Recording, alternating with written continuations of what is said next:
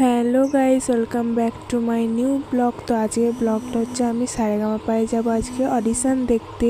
তো আজ ভিডিওটা দেখো। তো আমি ভোর ভোর করে উঠে পড়েছিলাম। তো ভোরের ওয়েদারটা জাস্ট ওয়াও ছিল।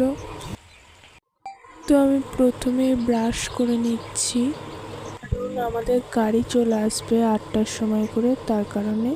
তো এবার আমি স্নান করতে চলে যাব। তো আমি স্নান করে চলে এসেছি।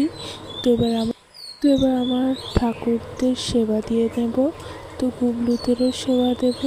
তো গাইস তারা দেখতে থাকো।